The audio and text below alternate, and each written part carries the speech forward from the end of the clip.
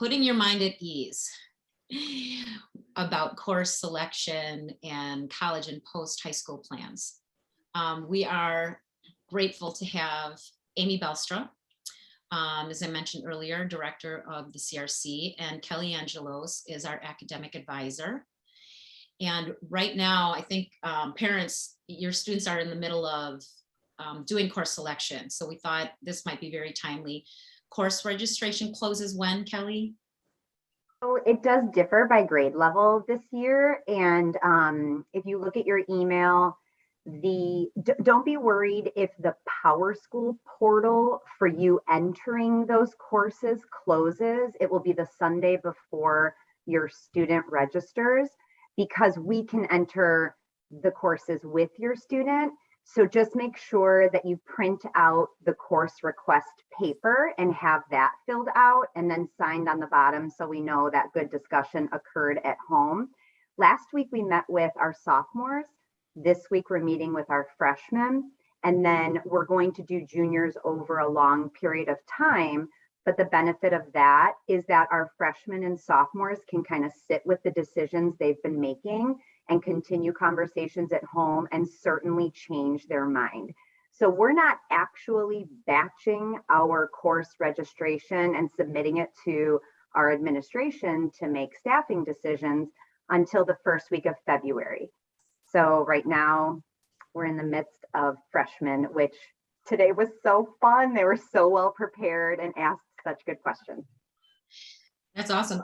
Okay, so that's a great segue into the first couple of questions, because I remember when our kids were going through, it's like from 8th grade into freshman year, and we were like, I don't know, I have no idea what, the teachers make recommendations. We weren't sure if our students should move ahead with these recommendations.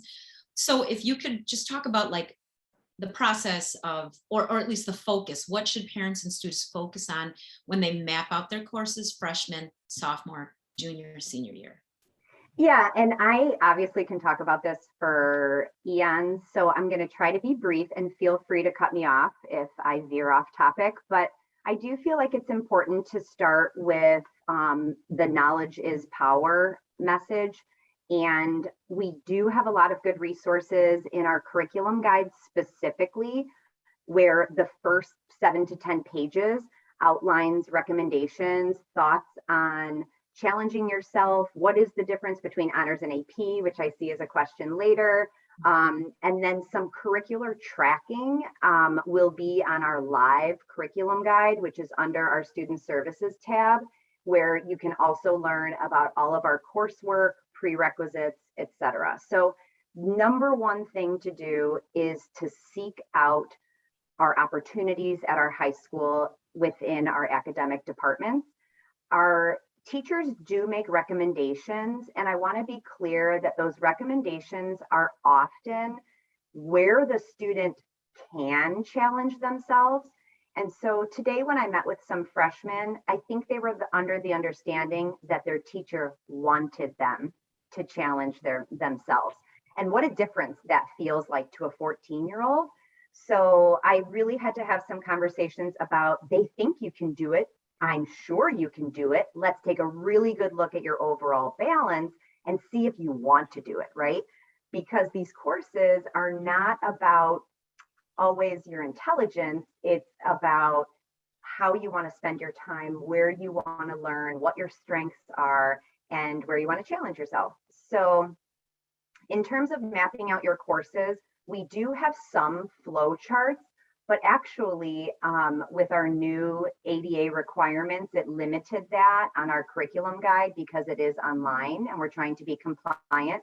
But I think you can follow that there are certain tracks. If you think of where I started in math and what comes next, sometimes where I started in English with freshman lit and comp to world lit and comp, but it doesn't always mean that for many other subject areas or levels.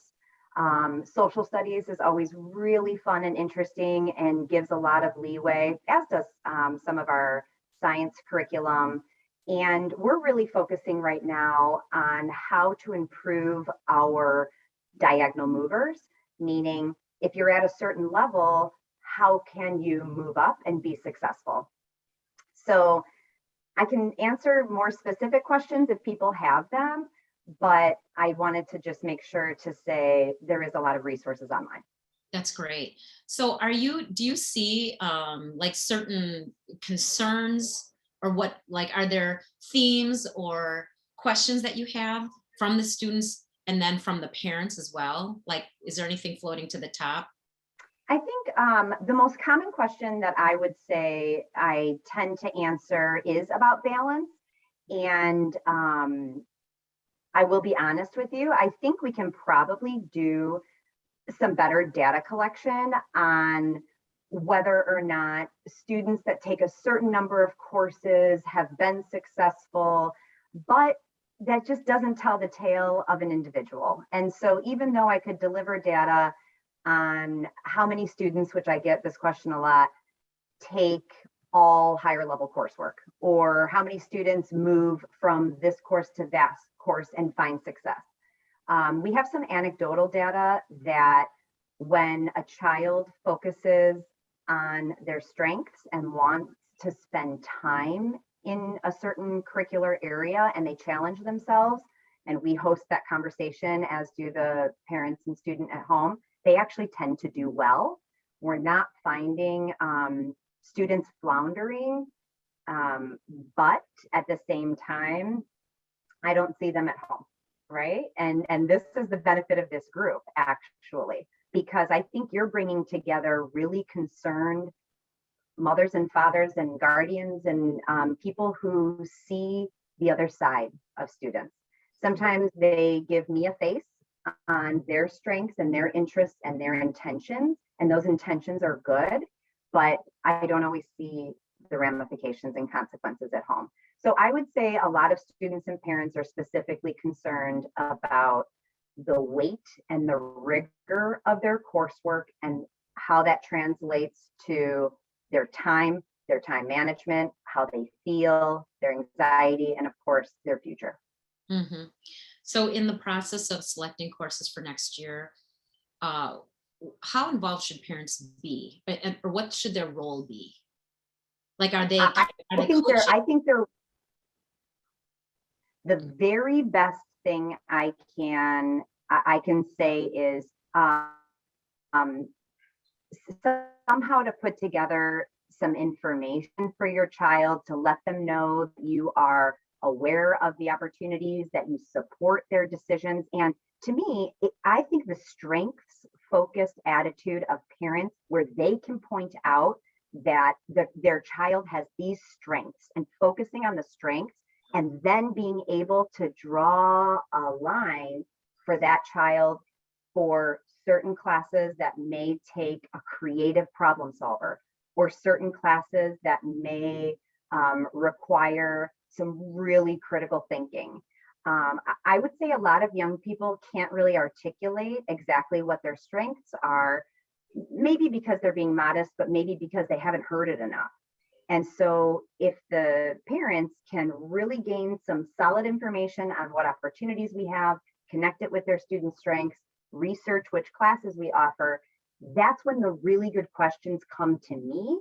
And yes, I help students and meet individually with every single student, which most high schools do not do anymore. And I love the kid that shows up with an index card. It's oftentimes mom's writing. And I love when that kid asks me questions and says, here's what we talked about at home. What do you think? And I can individualize my experiences that I've seen with curriculum and connect it to what you're sharing with me with your child. That's awesome. Academic peer pressure. How big of a role does this play among the students, whether it be selecting the courses, how many APs, how many times should I take the ACT? You know, I think there's a lot of, I don't know if it's comparison. There is. And I've seen it in our LST areas. We have tables and chairs where students just hang out. I hear it on a daily basis. I see it amongst our students. And I feel like we need to talk about it. We need to talk about and normalize the conversation of academic pressure and peer pressure and perfectionism isn't healthy because it's generalizing. So when we have equity conversations, we talk a lot about how generalizing is dangerous, right? And there's something to be said for us talking about how it's not focusing on your individual strengths that you can bring to a classroom when you say, well, this is what everybody else does, or this is what I heard. Let's focus on you. And then you bring it back to how do you want to spend your time? What are you good at, etc. So I think if your child says things like, well, everybody is doing this or that, definitely hear them out, listen, ask, oh, why do you think that is? Is it the teacher? Is it, they'll say probably long-term goals for college. And then you can take it one step further and say, do you want to look up some schools and see what they require? Because it's very rare that you will ever find that a college will name numbers of APs. It's actually not going to be found, period, which Amy can reference how some of our most selective schools are actually crying out for individuals who are different. Well, that's the exact opposite of what we're saying when we say, well, everybody does it, or you're supposed to do it this way. Mm-hmm. And yet the colleges are not communicating that exact message. So can I add one thing, if I may? Please. Because everything Kelly says is spot on. But to combine and add just a little bit, Joy, to your question of where a parent can be involved, is especially with talking to kids about our elective programs and encouraging students to try something totally new that they may one day develop a passion for or find an interest in. A lot of times the kids' pathway with math, science, social studies is fairly narrow. They have a choice between one or two classes that they can take. But in our electives program, when kids attend a school like Libertyville, with all of our fine arts, with all of our CTE, our career technical education courses, with our world language courses, there is a huge amount of classes that kids can take as entry-level classes. I've never done this before. And a parent and a student talking about what those classes offer and what types of experiences a student could have in those courses is really, I find, to be rich conversation for a parent and a student to engage in. And then the parent encouragement for the child to sign up for some of those electives as a couple of things. One, a way for them to learn about themselves and maybe develop a passion, but two, to connect to what you were just talking about with some of the academic stress that kids feel. Oftentimes it's their elective courses that give them that break during the day that allow them to creative play, or just kind of that low stakes, low pressure environment to learn with their peers. And I think that, we really encourage our students to take good looks at our elective offerings. And I think a parent has a tremendous amount of influence over a child really understanding what those courses are and what they offer. Yeah, I love that so much, Tom. And I just want to share, there's a little bit of a safety net there. Some people are worried about, well, I think my child needs more time in their day for a study hall. And some students use study halls productively. Some students, it would be more of a break in their day, which is not a bad thing at all. But it doesn't hurt to try an elective. And these are little tips and tricks that I'd like to share today also, is you do have 8 weeks to drop a class for a study hall. So it doesn't hurt to try an elective. And most students do come away with their electives saying, oh, it was a brain break, or, oh, I was finally able to socialize and talk during class, because a lot of times there's great group work. And that's such an important point. So thank you, Tom. I appreciate that. And then back to the academic conversation, I also want to say how incredibly important it is in your conversations with your students to normalize mistakes and to try to let them know that a failure and being afraid of any type of failure is really unhealthy. because we all experience different levels of what I would consider failure. And if that word is too scary, it can certainly be taking chances. It can be trying new things. But it really takes the curiosity and joy out of learning when our kids think that they have to do everything right. And it's not healthy at all. Um, I, my youngest was graduated last year, obviously. So I'm comparing a couple years ago.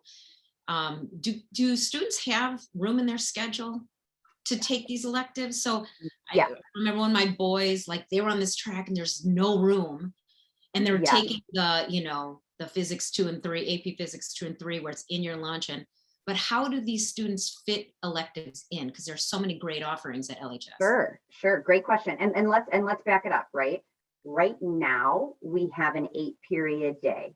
And a counselor would say that we believe in a well-rounded curriculum so that you learn lots of different skills, and you're really in high school to learn how to learn, right? And then the content and the information expands your mind and can lead you into different directions as well. But in general, you take English, math, science, social studies, let's say international languages, a lunch, a mandatory PE and or driver's ed or health every semester, and then this 8th hour. I mean, it doesn't go in that order, but this 8th hour is where we're talking about what we would consider a 6th academic class. And that can be your electives. And some students do take a study hall, which I empathize with very busy schedules for many students outside of school. But the experiences are really rich in a lot of these classes. Great. How do honors classes and AP classes differ? So, I mean, it does depend on the subject area. Typically, it's not more work in an honors class. It is the depth and the breadth of curriculum and that really rich critical thinking, higher expectations.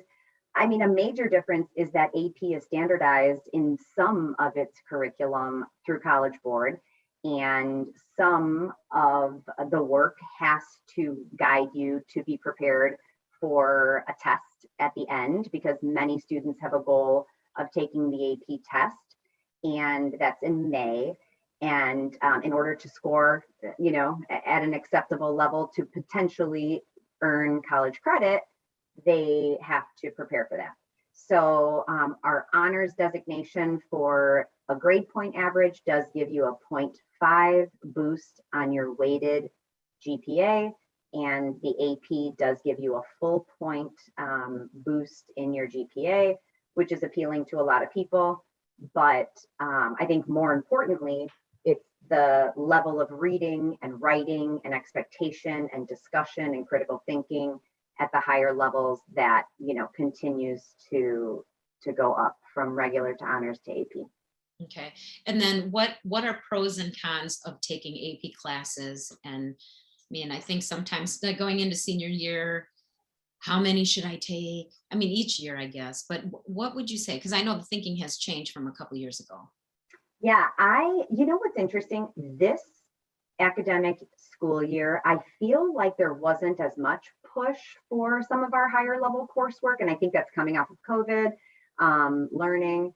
And I'm seeing in registration, that's picking up a bit. But I would say that it's really exciting to see kids in an area that they enjoy and have some curiosity and some strengths in, to be challenged. And again, if I'm not afraid of making mistakes, and I know that learning is productive struggle and productive growth, which I hear people discuss, then when I'm challenged and successful eventually, nothing feels better.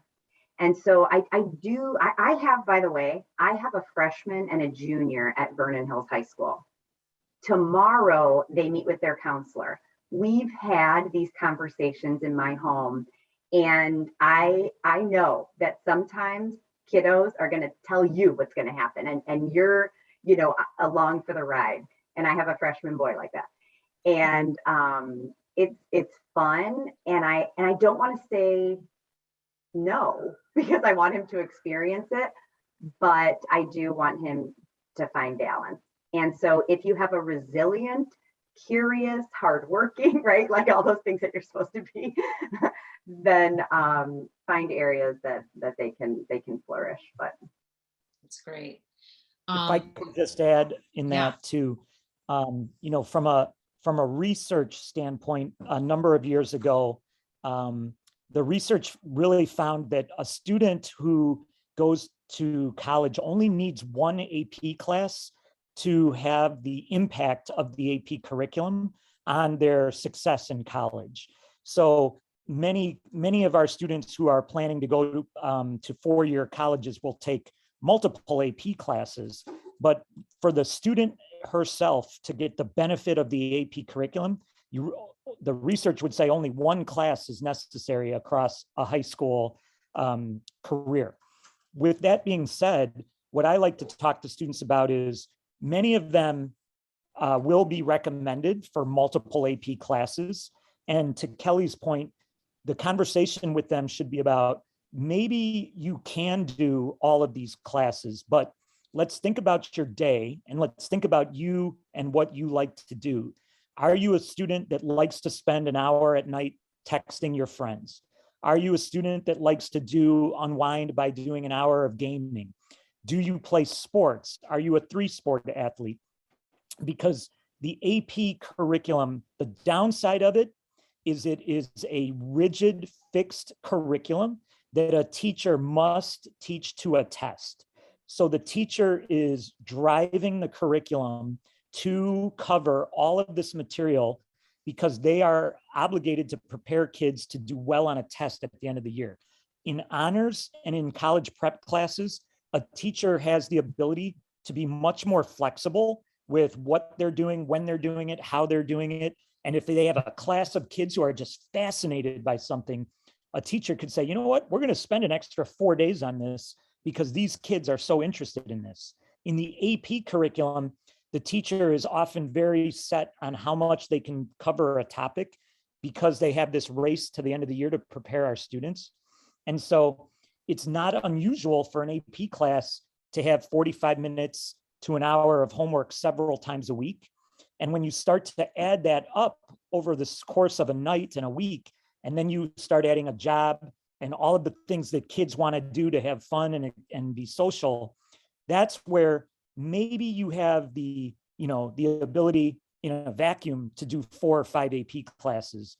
But what we find is very few students, number one, need to do that many, and number two, are able to do that many.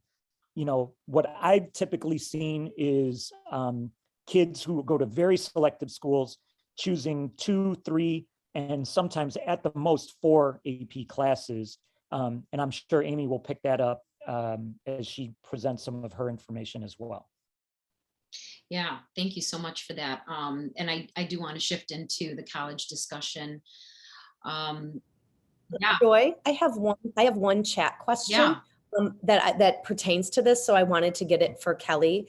It says, how to help a strong math student decide between AP Calculus AB or BC, how to think about this with regard to what selective colleges expect. Actually, that Amy can also answer this question, but I'm assuming then the student has had the higher level coursework ahead of time if they're deciding between the two. And we can connect that with what their long-term goals are, which it is such a blessing sometimes to have upperclassmen that have some plans because we can help them. But AP Calc AB is going to give you such a strong foundation leading into taking Calc 1 in college. If you're going to feel confident, you're going to feel like you've seen the material, and taking Calc 1 in college is actually pretty great because it's the college professors teaching you before you move on to their college Calc 2, right? Whereas some students are more motivated, more talented, maybe in that area, and they can handle the double time, the speed of BC.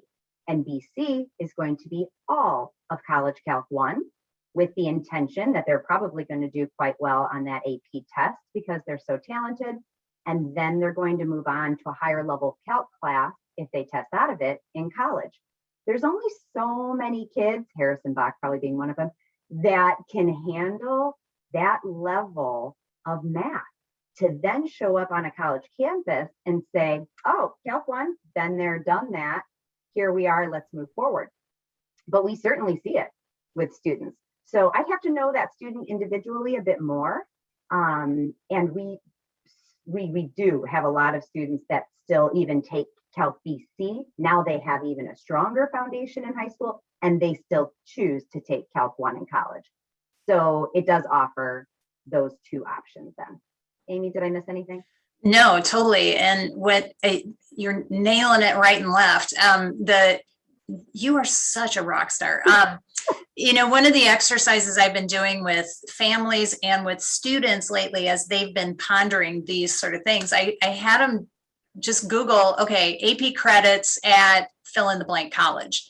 And to look at between AB and BC calculus, what were the courses that it did, wave you out of? And Kelly nailed it. I mean, if you take BC and it does earn you credit towards not just Calc 1, but like differential equations or linear algebra, that's great. But again, are you ready to jump to that level, or are you pursuing a major where you're ready for that? A lot of our students come back and tell us stories about, I just decided to take Calc 1 again because I did okay in BC or AB, but I just wanted to refresh. And that's okay. That's totally okay. I think our kids feel like sometimes they have to cram it all into high school, and we're constantly reminding them that your education doesn't end in senior year. You're going to go on and have so many more options. So be open to that. Okay, I have one more question. Yeah. I've heard from some kids that some like sophomores or juniors that aren't happy with perhaps the GPA where they are, maybe they didn't do so great freshman, sophomore year, that they are starting to try to sign up for AP courses because to get the higher weight. And this sounds like a terrible idea to me, but I don't know if you've seen like a ton, or is this just a few kids, but I've heard kids talking. And so I'm wondering if you could speak to that, because I don't know if I'm the only parent that's heard that, but if these kids are taking these higher level classes to try to get their GPA up, and are they succeeding? So I would say it's more than a few, not a ton. I would say it that way. So it seems as if students are holding on to, which I think we've communicated, that you weren't able to show your true self during remote learning. Sometimes when a student internalizes that and they have the motivation that you're speaking to raise their grade point average, they think if they bring the effort, if they have the assistance, if they're in front of the teacher, once again, my intentions are good and I can do well. And as we know, life is not such a simple equation. And in my opinion, I tell a student, it's really hard to translate who you are in black and white on a transcript. And the way to do it is to tell a story, but you got to take the first step. And the first step is success. And sometimes even feeling that success will then motivate you to maybe challenge yourself in different areas and find success again. So when I talk about an upward trend with students, it doesn't start from here and move up here. It starts slowly, and that success builds over time. So when you said sophomores, I felt nervous because that's not always the time to make a huge leap. I would say, one of the discussions at home can be about what an upward trend means. And that can grow slowly and organically and really tell a story, because I have seen a lot of transcripts affected because I'm registering sophomores right now, and they're telling me that their freshman year wasn't as strong for, XY reason. What do you think, Amy? I think that's absolutely true. That what we as counselors, whether it's coming from the generalist or college side, is trying to help students build that confidence. And again, right, COVID has played with that so much for students over the past 2 years, and they didn't always find remote learning good for them, a good fit, whatever. And coming back this year has been different for a lot of kids. So helping them build that confidence doesn't mean let's go to the most difficult class you can take in an area and see if you can handle it. It's okay, let's take a step that's appropriate, and whatever that may be. And that is so individualized. And that's where the counselors just excel, because they know their kids. They can talk to them about, okay, what's the right move for you? And finding that balance, and if it's appropriate to push in an area, you do it, but not a huge leap. I fully agree with that. I don't, if you saw my face when you brought that up, it's like, yeah, it's not a great idea. It's just not. Let's put it out there. Well, and I also just want to say a transition to Amy, that our worlds collide a bit, is also, I have these future plans, so now I have to, have this curriculum. So I've had a lot of students say, I'm interested in STEM, therefore I need to level up from regular bio and algebra 1 to skipping geometry, moving to algebra 2 honors, and then taking chem honors. And it's like, okay. So back to those steps, and if you skip those steps, we all know that's really not the way to lay a healthy foundation for learning moving forward. As Amy referenced, high school, those are your building blocks, and the STEM curriculum for your long-term career goal, which is great, will come, and it will come in time. And so, we just want to support the fact that the journey of high school is a really important factor to talk about at home. We talk about the students' interests and strengths.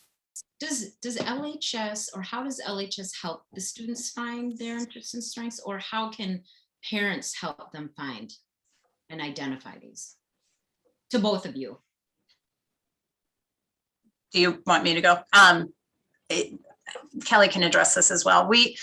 I think we do a number of things to help students explore that. And one of the things about LHS is I think that some of that happens organically because of our student body and our community, and we have parents who value education and who are talking with their kids about that, about their strengths and that kind of thing. But we utilize our programs like on Naviance to encourage students to do some of the career assessments on their strength assessments. One of my favorites is the one that's based on the Myers-Briggs type indicator that just helps kids understand how they tick and what their personality is, whether they're an introvert or extrovert, and just sort of normalizing some of that stuff for them. And, we've had COVID kind of put a little pause on that, but even this year in October, the counselors worked with the students on that, to use Naviance to do some exploration, think about it. We don't have, some schools have like a homeroom every 3 times a week or once a week or something like that, that allows us to sort of push in and do some of those things. And we don't have a natural place to do that at LHS. So we have to find opportunities, create opportunities to do it. So we've pursued it through Daring Day, other ways of doing that. I met with the junior class back in November to kind of reintroduce them to that. The sophomores got a really great introduction to it this year. So that's one of the ways we do it. And then I think through just sort of specialized programming that might focus on other things out there, that's another way to do it as well. That's great. So can we talk about some of the tools? I have another question about if a student is shy or afraid to have the college discussion, because that was a question that came up. Yeah, I saw that. Where do you go with that? Say it again, Joy. I missed what you said. Oh, okay. Oh, shoot, is my internet connection unstable? You're good. You're good. But I want to talk about the tools that you were starting to mention, but before we do, if a question came through that sometimes students they don't want to talk about it. The Yeah. whole college planning thing, it's very intimidating. Yeah. It makes them anxious. How can parents start the discussion?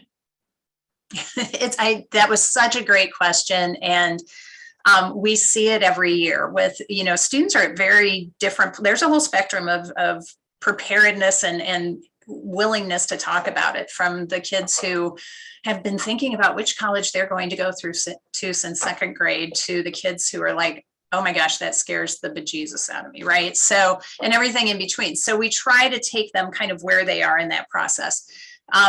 Just to give you an example, the seniors that I'm working with this year, they're all over the board. I am definitely working with students who have been very nervous about it.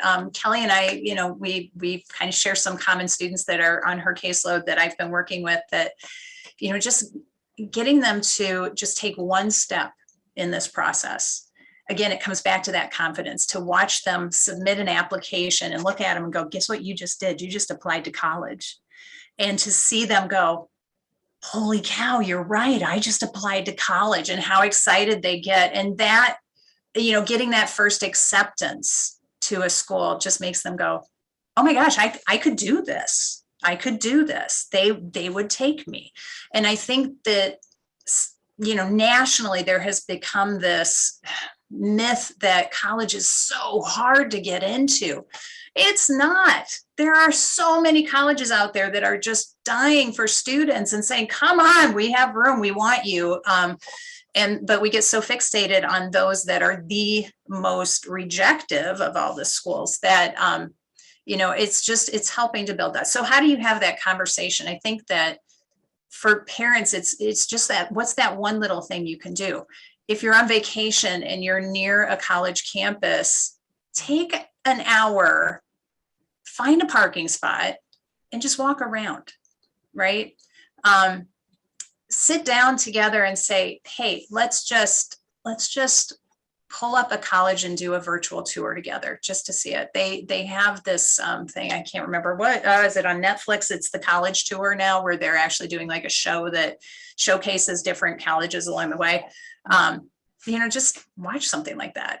Do it with their friends, how that could be a way to do it. Invite them to come talk to a different adult than mom and dad, like a counselor or a college counselor. Because oftentimes we're like, hey, where are you with this? We'll take you where you are and, go to the next step. So Yeah, I hope that's some ideas. I always was like, well, just go and talk to Amy. Yeah. Yeah. But I think you bring up a good point, because a lot of times when your child's like friends are over, they'll talk to the parent, like they'll talk to me. Right. And if I'm asking the same question to my daughter or my boys, they might not answer. So Exactly. parents can start to get the conversation going. Yep. When the students' friends are around. Yep. Could you speak to the current landscape regarding admission requirements? I don't know how much it's changed, like with COVID, ACT versus SAT, or even handing them in, Yeah. I just read an article, it was sometime this past week, about how nationally college enrollment declined about 6% last year due to COVID. So it has been really interesting to watch how this process has impacted what we do as counselors, but also the kids. The biggest change has been in testing, which we can have a conversation about that in a second. But I think that how students view their options has changed awesome, Angie, thank you, thecollegetour.com. How they view their options has changed. Students are both thinking about, maybe I do want that more local option, that's going to be a school closer to home. I'm hearing that more and more from students, that, I don't necessarily need to go far away. But the inverse of that is like last year's senior class, we had 7 students elect to go to college outside of the country, which is big. That's a high number. And I was kind of blown away by that. But the cost, you know, there's a lot of things that I think families are viewing in a different light now. But the truth is that when we look at where our students are admitted to college, they're still doing very, very, very well. What I think drives so many high schools like Libertyville are those, you know, a lot of kids talk about those really selective schools at the top of the pyramid, and they get a lot of screen time, which is sad because there are so many wonderful options out there, but people get fixated on some of those schools that are sometimes the hardest to get into. Those schools are the ones that are seeing big increases in their application volume.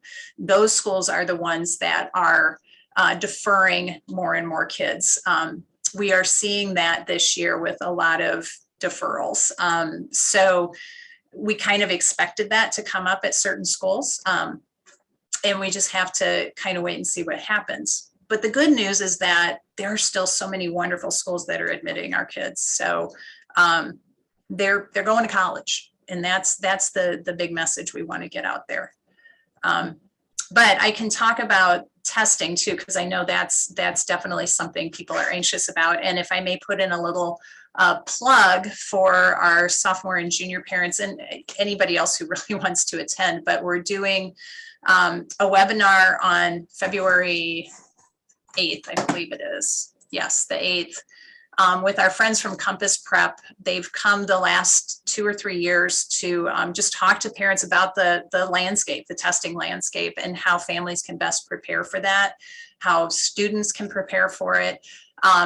And it's going to be a webinar on that night as part of our College Palooza series. So I encourage families to sign up for that and watch it. Our presenters they're fabulous. They're so amazing. And they have so much good data to back things up. So, you know, we can't tell students, just don't worry about testing anymore. For a variety of reasons. The state requires that they take an SAT, for example. And there are still colleges out there that we anticipate are going to require testing next year. I think the majority are still committed to being test optional for the class of 23. And hopefully beyond that, a lot of schools have committed to being test optional for like the next 5 years.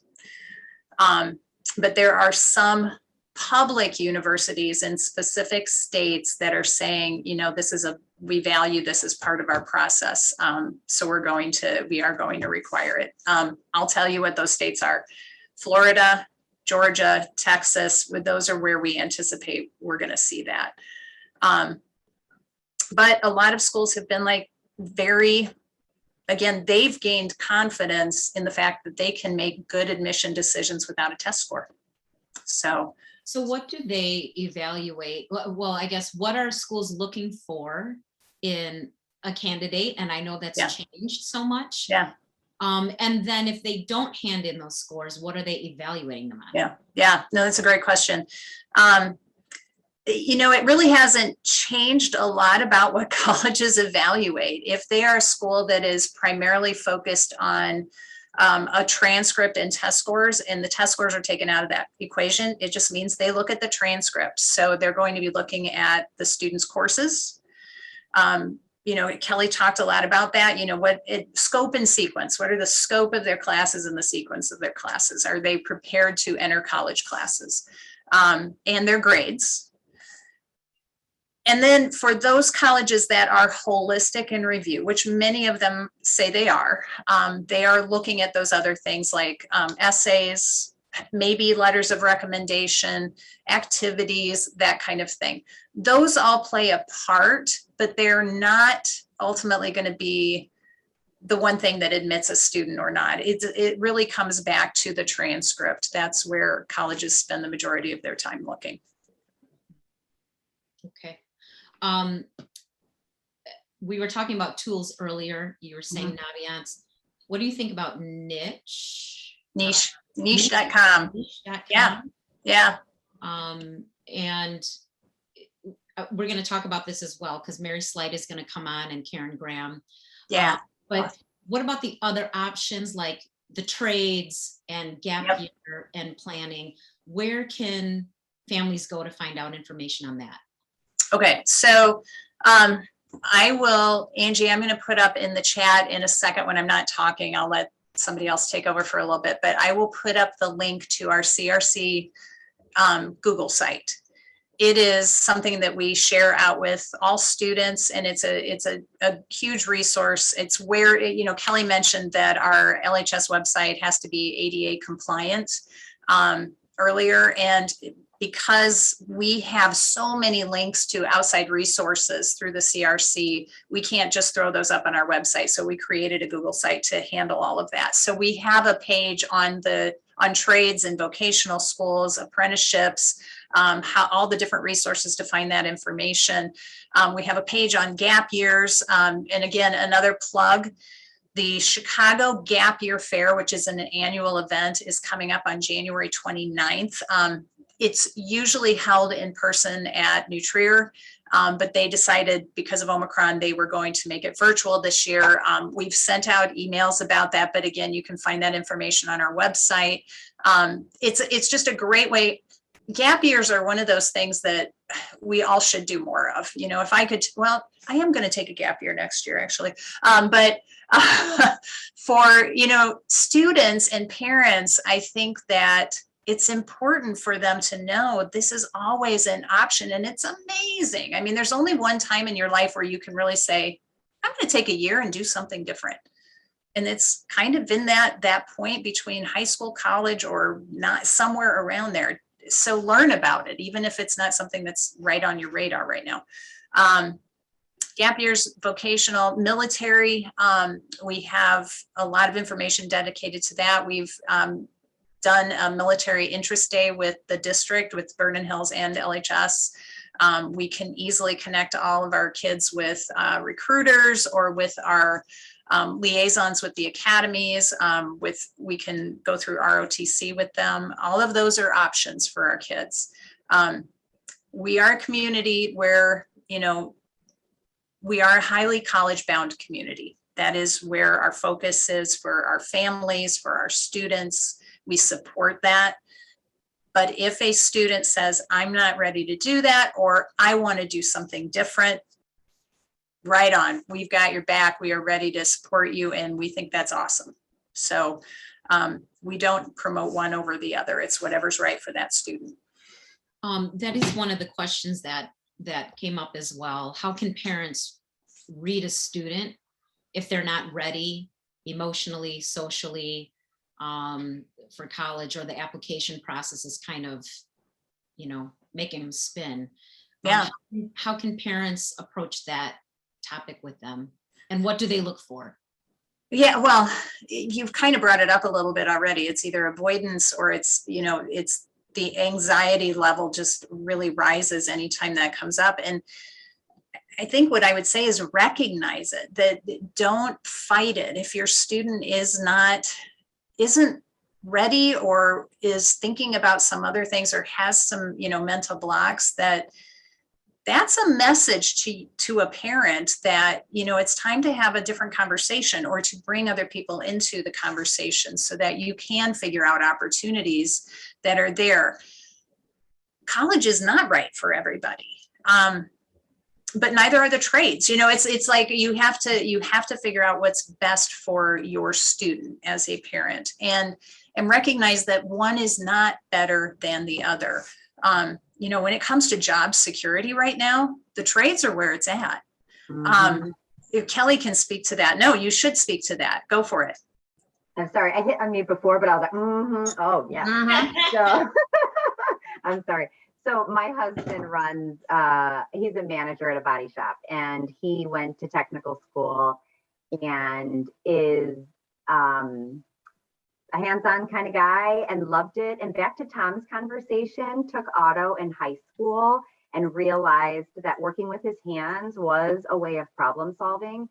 He is very good at math. He's very good at other things. My brother-in-law is a mechanic for Mercedes and was a mechanical engineer for years, has patents for fiber optic cables, and just wanted to turn wrenches. So, you know, reading your child and going back to pointing out strengths for them and allowing them to have different passions and interests and routes, and letting them know what's out there is a really healthy conversation, and bringing in other people. And I know these are repeats, but I'm repeating them for a reason, because I host conversations with students in my office, and I know I'm saying the same thing as mom said, but I'm saying it in a different way. We have no emotional connection. It's not threatening. And I sound like a cheerleader. And the student all of a sudden is like, that's a great idea. And then I tell the mom, and she's like, I said the same thing last week and she bit my head off. You know, so it's okay to do something different, get excited about it, and have other people help you. I do want us to work together as a community, because that's what we are on this screen together today. And you are all such great resources of different jobs and networking opportunities. So one of the things I think that this group has is power in the interest of our young people.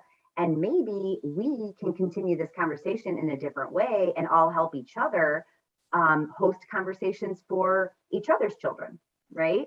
Like my son's interested in something I don't know anything about, and I wish I knew somebody who was an environmental scientist, but I don't. So call me if you are. But if you're interested in a body shop, my husband can talk to your child. So we can work together. That's great. I want to talk to Karen Graham and Mary Slider on, and there's so many other questions regarding college, but I do want to get to the parents' questions as well, because some of these are taken directly from our parents. But Karen, are you on here?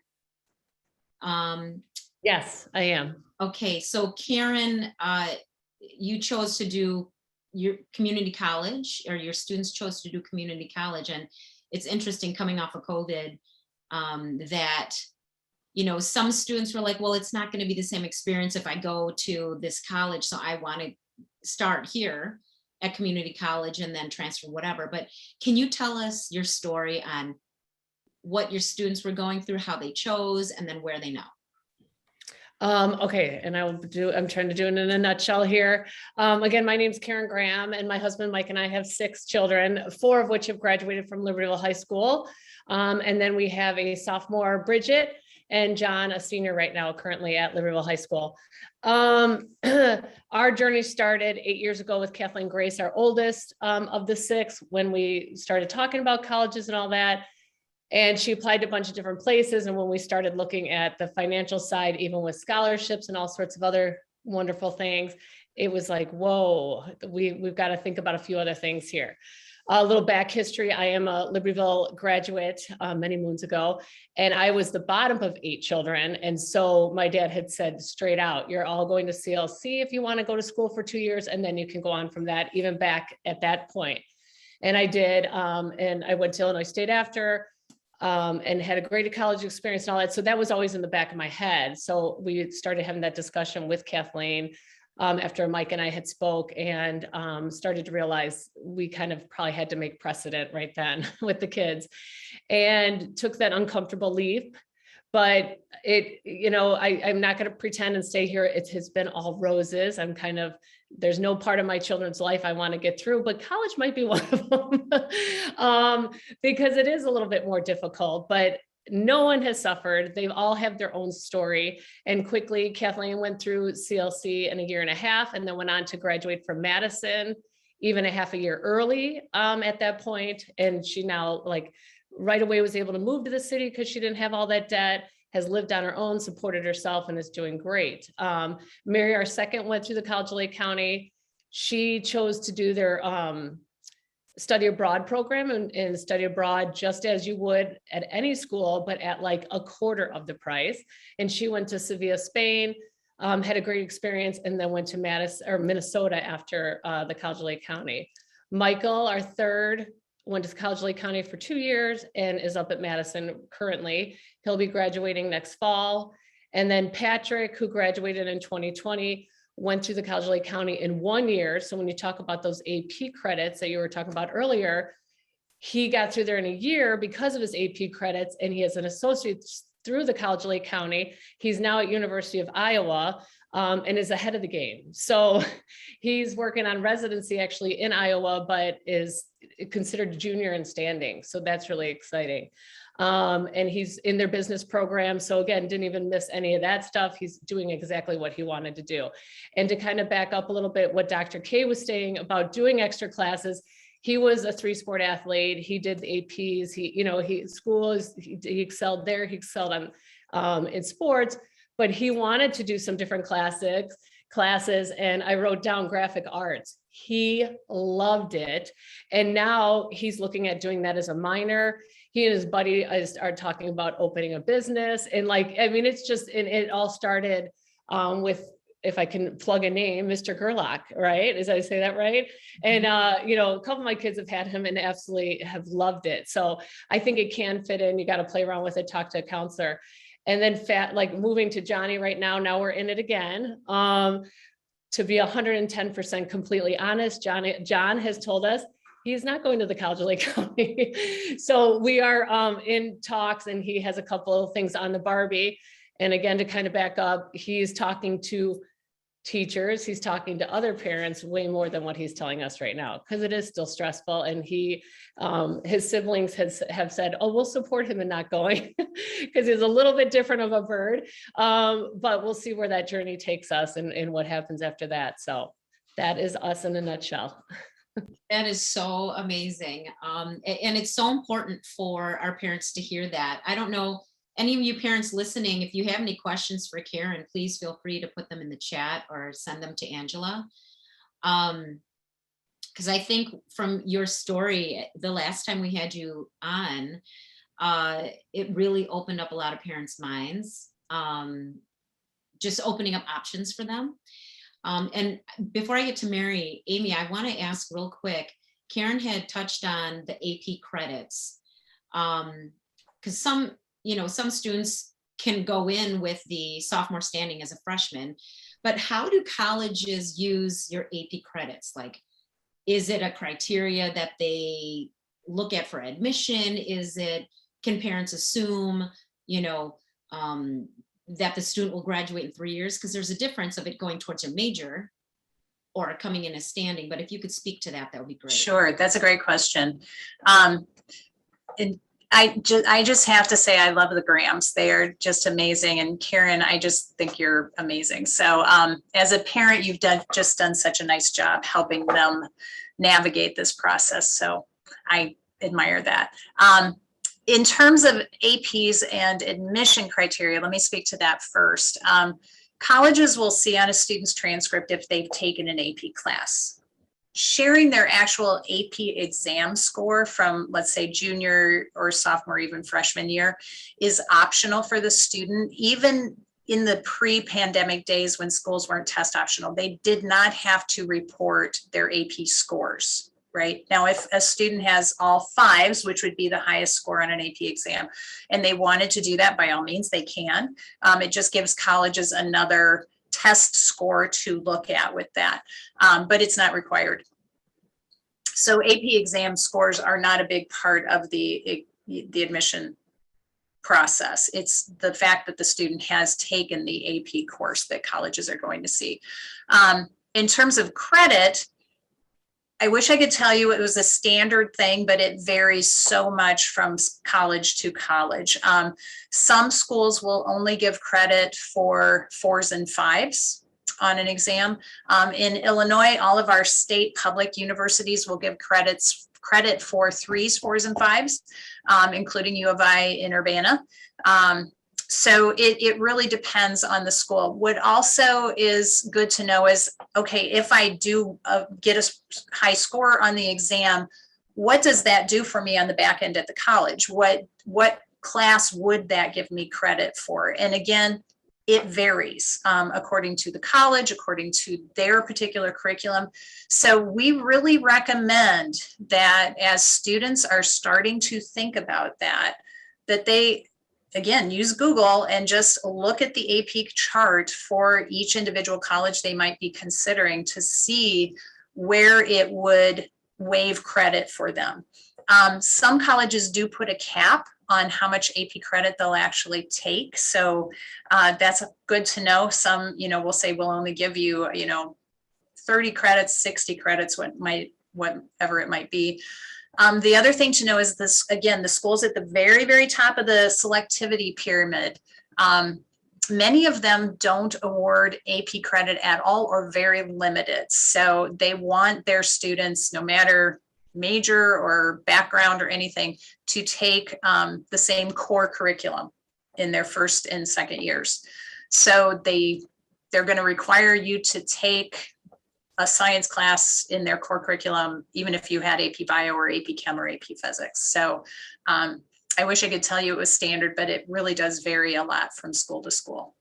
That's great. No, that's important for parents to hear that. Okay, what, Tom? I'm sorry, I just wanted to mention too, the advantage to the child is in the class, the AP class and the curriculum. While we certainly encourage students to take the test because they can then use it for some universities and some credit, the test costs money. And so we also encourage students to think critically about that. And if their college plans are to take them to a university that's not going to award a lot of AP credit, they can take our AP class and not take the AP exam, because each exam is approximately, I think, $80 to $90. And if that, and really, we like to have the kids take those tests. They get their scores that they can compare how they did, to a national cohort. But truly, the advantage to them as a learner is the class itself. And if the colleges aren't going to give them credit, then for you as a family to shell out a lot of money for these AP exams, it's, just to find out how your student did, it's not going to be an investment towards their college credits. Okay, great. I want to get to Mary. She's with us now. Thanks, Mary Slight, for joining us. The last time we did this discussion, we had Angie Miller. She's got a son who went to Nepal for a gap year, or a semester maybe, was it? And then he came back. Now he's at U of I. And then Mary's going to speak to another program that her daughter found. Mary, if you could talk to us about how you came to the decision of gap year, and then how you found the program. Okay, thanks, Joy. Thanks for having me on. And I hope my internet is good. I'm in a mountain tree farm in northern Idaho, so I look like a lumberjack, and I hope my internet is okay. But my daughter came to me and said, hey, Mom, I want to do a gap year. And my first thought was, I'm not giving you my credit card to go travel for a year. But because I had actually seen Angie Miller's presentation, I loved, and I think you were definitely a part, or you put on the program there giving us options. It was the first time I'd really seen what a viable option it was. So my question instead was, what does that look like for you? And she's a researcher, especially when it comes to adventure. And so she found a program called EF Gap Year. And you might have heard of the EF because they do a lot of the high school trips and things like that. And one of the things that I loved about it when we took a look is it has a service portion, it has an internship portion, and for her, it has a lot of travel, and that's what she loves. One of the reasons that we decided to go with it, we've signed up with it for next year, she's a senior, is one, it was interest driven. It's something she really wanted to do, and she did the research and she found a program that really makes sense. Two, it's a structured program. I did not want her, she's got a lot of adventure and drive for adrenaline. So I was like, let's find something really structured. And so she starts with a cohort. The way that it's done, she'll start with a cohort, and they have around 100 to 150. I don't know if it'll be less this year, but they meet in Boston, they go to Europe for a couple weeks to travel together. But then for 6 weeks, she chose Rome. You can choose one of 6 cities for language immersion. So she'll do language immersion with a family, with another student, language programs, cultural programs for 6 weeks. And then she'll go to, you choose the service portion and you choose one of 6 cities. She chose her service project will be in Bangkok, Thailand. And she doesn't know exactly what she's going to do, but she'll work with elephants. She might do some teaching English. Then she comes home for Christmas break. She'll probably be home for 6 weeks. As a whole cohort, they'll go together, the whole class. They're planning to go to Australia, New Zealand. You got to lock up. I got to step out in the other room. I'm in somebody's office on the farm here. Thank you. You're fine. So she will go to Australia, New Zealand. Last year, they couldn't do it. So they actually went to the Galapagos as a backup. So even if the program can't go somewhere, they're really good at finding other options because they have so many connections. And then from there, they go and they do their internship. And she's doing Stockholm, Sweden. So she could have chosen Tokyo, she could have chosen Berlin.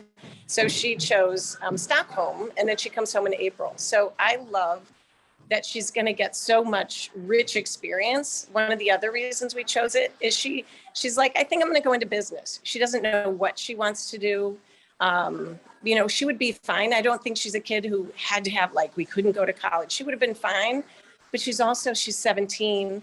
She won't turn 18 until after she graduates. So she's on the younger end. So as a parent, I just feel better having that extra year of social emotional maturity and going in for me. I feel like it'll give her a lot of confidence. So she'll go into college with a lot of confidence and not feeling maybe as much like she has to prove herself. This is me as a mother and my hopes. We'll see how that plays out, but she's super excited. I love the idea of it. So it was a good option for us. And it was because, part of the reason I think she found it on her own, but I was more open to it because of the program that you guys had done a couple of years ago. The questions I get a lot, they're like, well, what about college? She's applying like any other kid right now. So she's accepted at a number of colleges. She's waiting to hear from the one she really wants to go to. And after she does, she hasn't let him know she'll do a gap year. We were told not to let him know that. So after she chooses, once she gets her gap year, or when she gets accepted and goes in, then she'll defer for a year. So we couldn't do early decision. We could do early acceptance. She does not get college credit. There are some programs that will give you college credit. I think some colleges will, and some gap year programs will give you college credit. This one does not. That's not what we were looking for. And in terms of the resources, Anna found it on her own because that's who she is. But if we didn't find one we liked, we could go to, there's gap year fairs. New Trier is going to have one soon. I think it's online because of COVID, but somebody gave us the name of a gap year consultant that they used that they loved. And we didn't use her, but she came highly recommended from people who did. So those consultants are out there. We were just really happy after we met with the people from the program. Anna was sold, we were sold, so we did it. Hey, so Mary, can you speak to the what something like that costs in comparison to what the average cost of school is right now?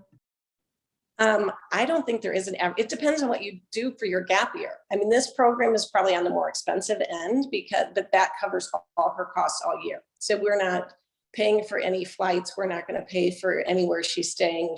All of her food is covered, everything for the entire year. So I think that one's about 40 grand. To be honest, that's comparable to a lot of universities. Yeah. Yeah. And so, but gap year options too. Her friend is doing a gap year and was even younger. It's just someone she knows from riding from the barn.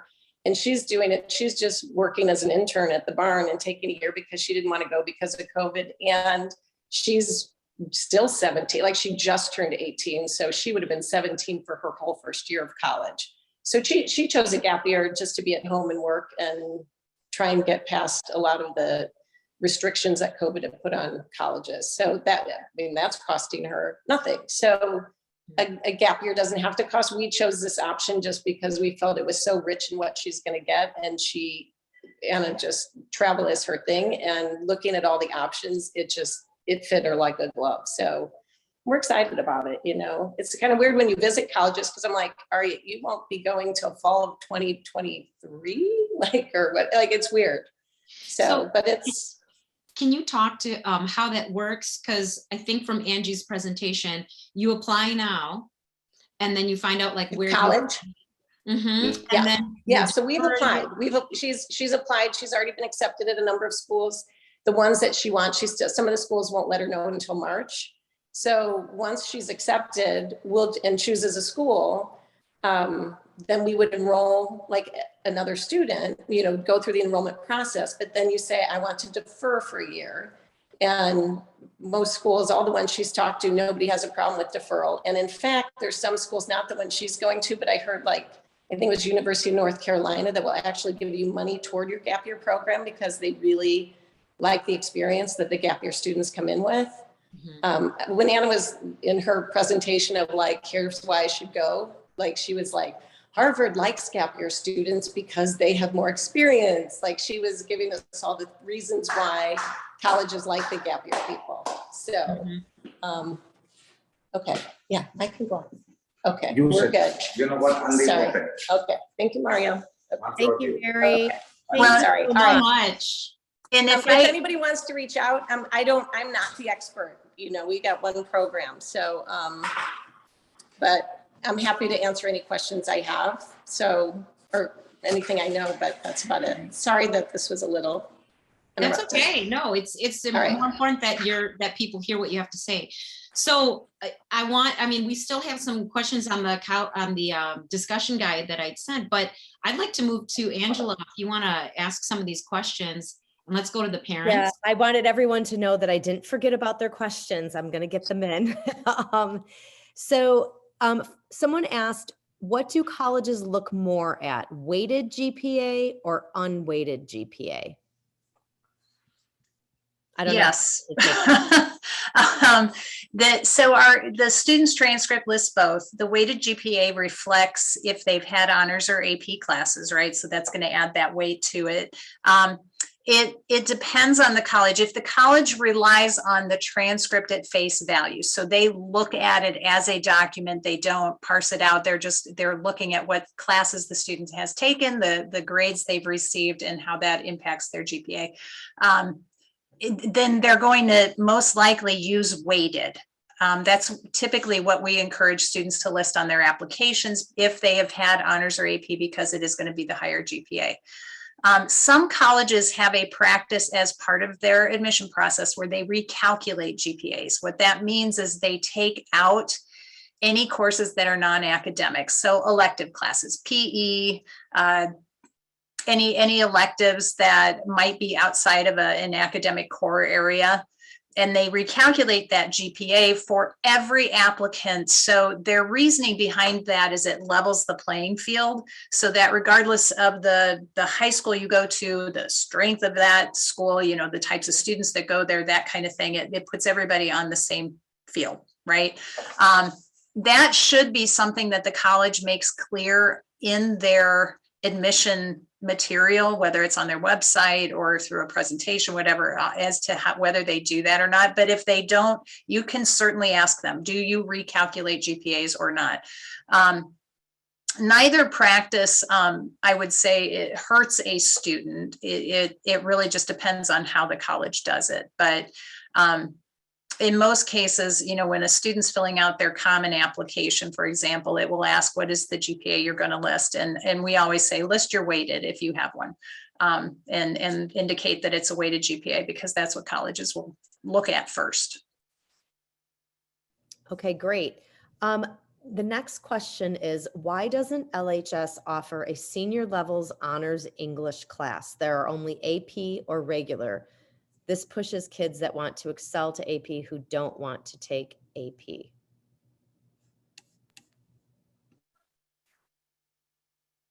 I mean, you guys want me to answer this one? I cannot say exactly why we don't, except what I can say is that actually that practice does begin junior year.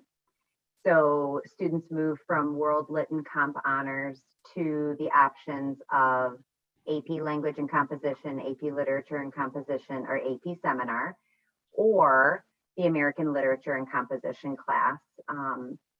And many people might say, as upperclassmen, you're going to make decisions in your different curricular areas.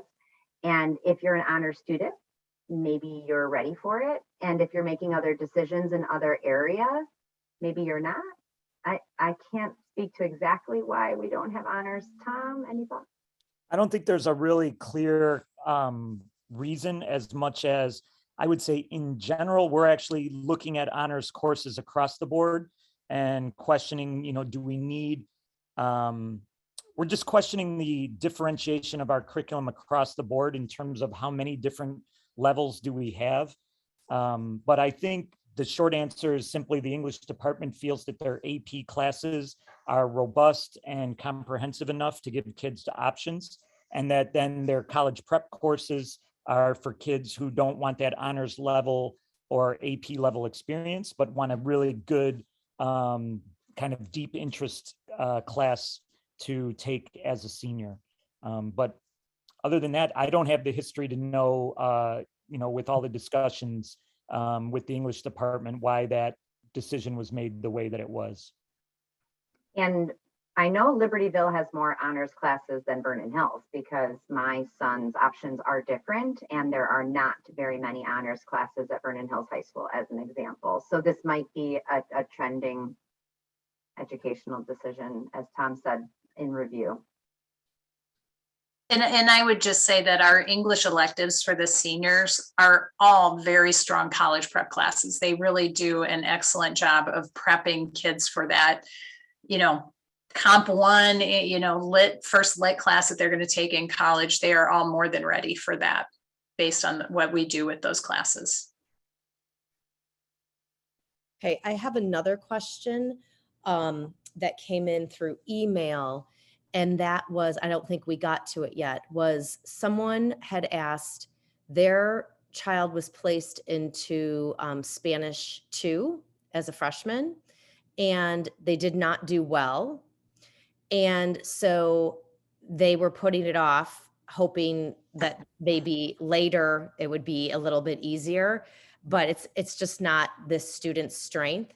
So the only option is to take Spanish 3 honors at that point.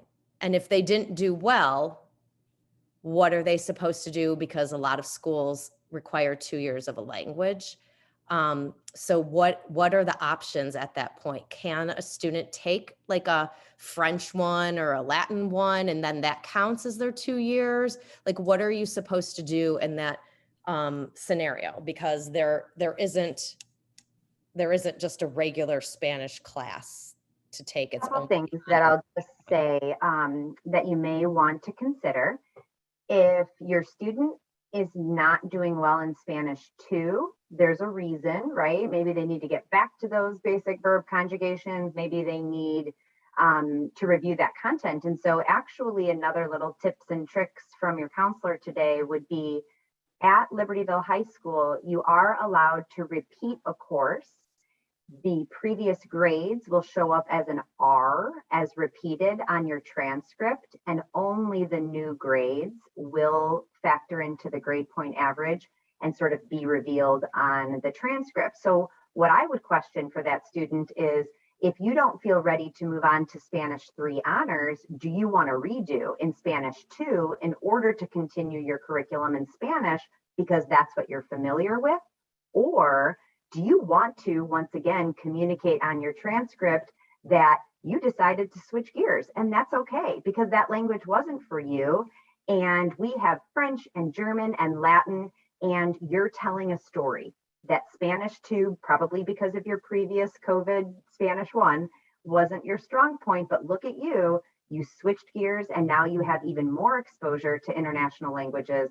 And hopefully you were then successful. You know so, what, Kelly, yeah. I just wanted to, because I think I maybe phrased the question wrong. This student was placed in Spanish 2 as a freshman. Right.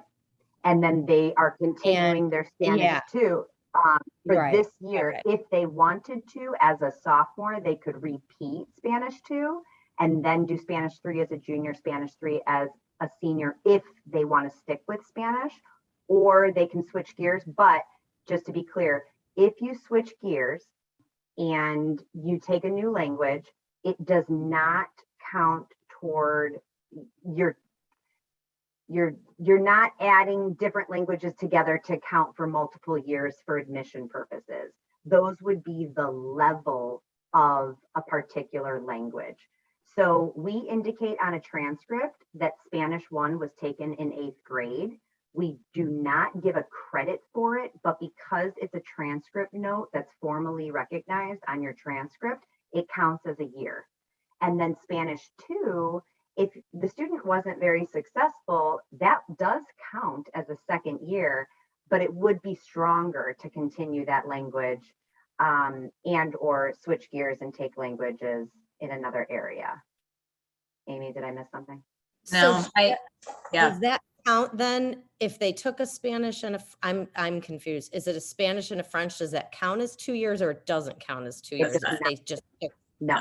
It's not. No, the idea is you're taking the same language over a minimum of 2 years to get into the door for some schools for admission, and hopefully continuing if you feel comfortable. Right. And I always remind students, because language is tough. I mean, that's always, I know for counselors, it's a conversation we have a lot with students where it doesn't come easily for them, which is, it's the majority of us, right? They call it foreign language for a reason. But, one of the things I try to remind students is that depending on their major, there's a strong possibility they may have to continue their language instruction in college. So it's not easy for every student in high school, but it's something they should, we want them to have that experience, because getting to college, it's hard to start over with a new language. I was just talking with a student who graduated last year who tried Italian in her first semester of college. And she's like, yeah, that was a really bad choice. It was hard. And so she ended up dropping the class, and, it's like, okay, I won't do that again. It's difficult to just pick up a new language like that. So it's not always the cure for the fact that foreign language is difficult.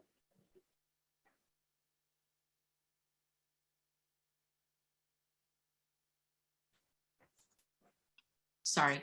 Are there more questions in the chat?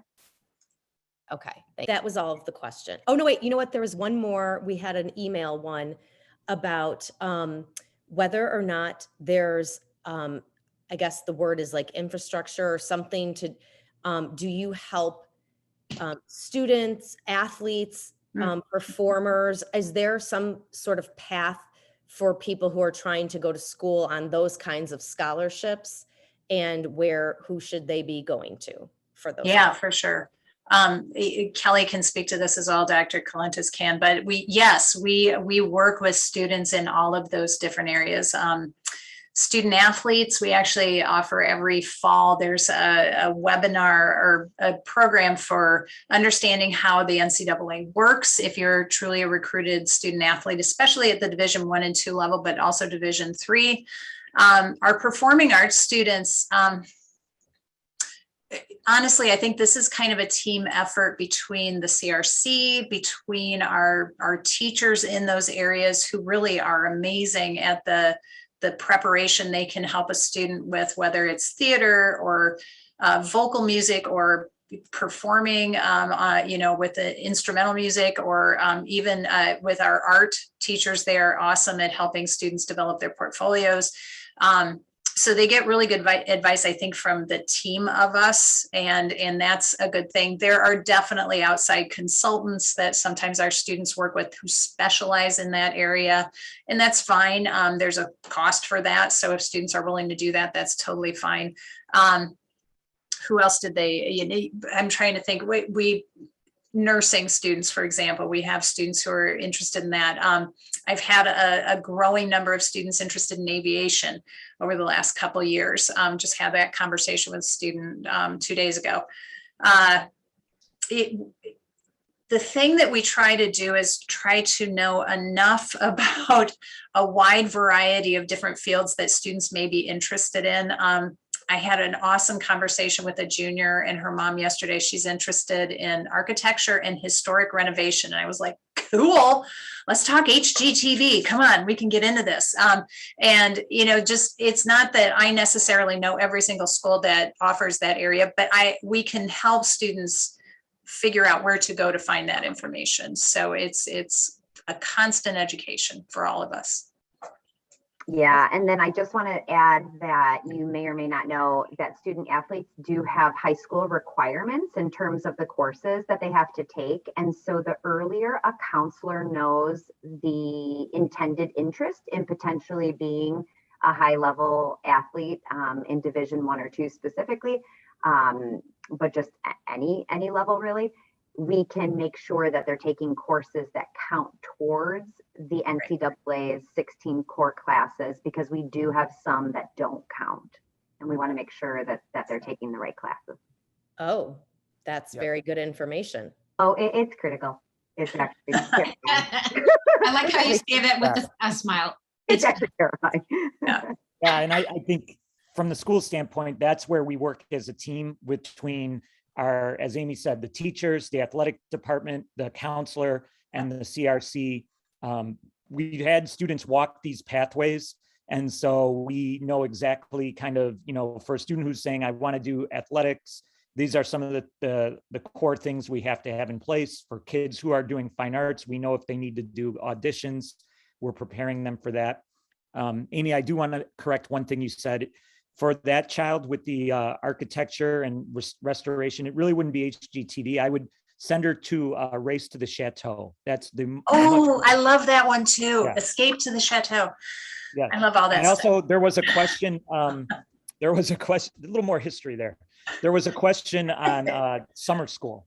And as a parent, I want you to know, I want you to know, I agree with you. Our summer school in 128 has historically been remedial focused. That is an area that we have identified for development. And I think over the next few years, you are going to start to see a lot more enrichment and acceleration type courses. We know that there are a growing number of students who are interested in summer school options that are about enrichment, especially as they're trying to experience a wide range of course offerings. And as Kelly was saying, they might only have room for 1 or 2 electives during their regular school year. Summer school is a great way for a student to take 1 class and either free up a time in their schedule during the school year, or just take a class that they're interested in a low stress environment like summer school. So we are making plans to develop that curriculum and build that out.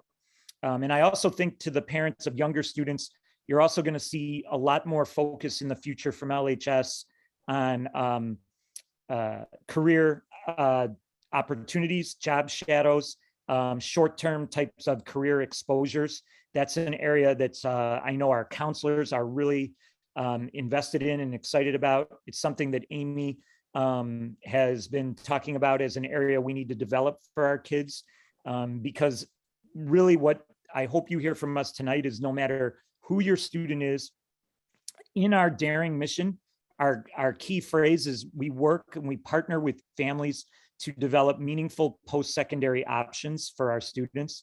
So we don't want students to think, well, my only option is college. And if and we don't want them to think my only option is 4 years college. What you're hearing from this presentation is we want to identify who your student is as a unique human being and help them connect their life to what they see as meaningful work and their meaningful future after they leave us at high school. And whether that is the world of work, the world of a gap year exploration, the world of the military, or the world of college, we value all of it and we celebrate all our students' journeys. And so if there's one thing you're taking away tonight, it's no matter where your student plans to go, we want to help them get there. And we will be active partners with you to give you the information and your child the information they need to walk that path. That's an awesome way to end, Tom, because I can attest to that. Like, my kids, it just, you guys as resources for my kids in their path and where they are now, it's truly because of what you guys offered and support of them. Amy, you had difficult discussions. I remember coming in with my first one because I didn't know what was going on. He was my first. Going through this whole process was very daunting for me, and you helped us so much, Kelly. You know that we've always talked like every step of the way, and I'm like, oh my gosh, and I'm venting. So thank you guys so much. If there aren't any more questions, I don't think I see any more in the chat. We're at our 90-minute mark here. So there isn't any more questions, but I do want to say one thing that we did want to give out to everyone is that because I recently started finally going through all my CRC emails because I have to, because I'm getting on this search with my son. And I was really glad that I set up a function in my email that every time I get a CRC email, I have a file made for that. And they all go there because there's a lot. But once I got into your Google site and started going through links, I mean, everything is there that you really need, but I think it can seem daunting because there's a lot of information coming at you all the time. It seems like just all the time. And so if you make that file in your email and you have them there, and then when you're ready and you know you've got questions and you're searching for specific things, it's much easier to go, okay, this is what I need. And it doesn't seem like there's so much overwhelming you. So that would be my tip for all the other parents. that's awesome. And Tom, Amy, and Kelly, are there any other dates that you want to throw out, coming up events or anything like that? You had mentioned something before, Amy. I don't know.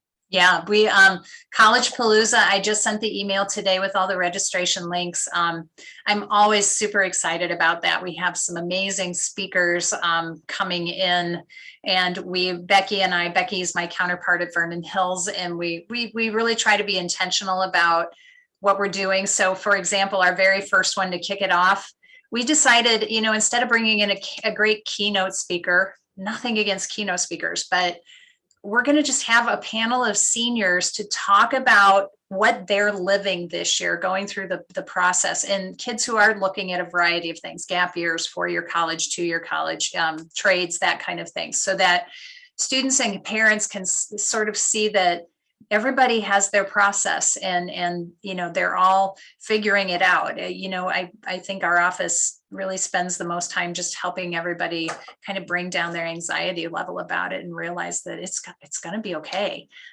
So we're excited to kick it off with that. We have Compass Prep coming in to do our, you know, sort of the state of the state around college testing.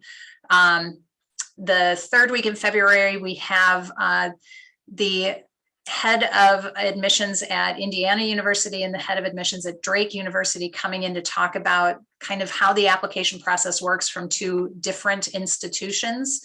And then the last one, which may seem early, but this seems to be one of the things that stresses kids out the most. Our friend Angie Cooksey, who's director of admission at Bradley University, is going to talk about the college essay.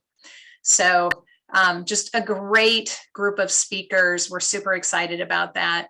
I also shared out in a recent email to juniors and sophomores that Peter Van Buskirk, who has been a speaker we've brought to D128 a lot in the past, he's actually doing all the stuff we brought him here to do. He's doing for free out there for families and students, and it just happens to work near the dates of our webinar. So if families really want to get crazy and just go all in on these, they can register. It'll be, everything's going to be recorded and shared out later. So I would say register for all of it and then watch it when you're ready. Great. Yeah, and for registration, if you could just check in with your kiddos about the courses that they're taking, as I know you will, and please ask your counselor if you have any questions. Thank you so much, you guys. We Can I just say one last thing, Joy? Yeah, please. I think you know this, but this is Amy Belstra's senior. She's a 2nd semester senior right now. You know, enough cannot be said about her service to LHS, the families of our community.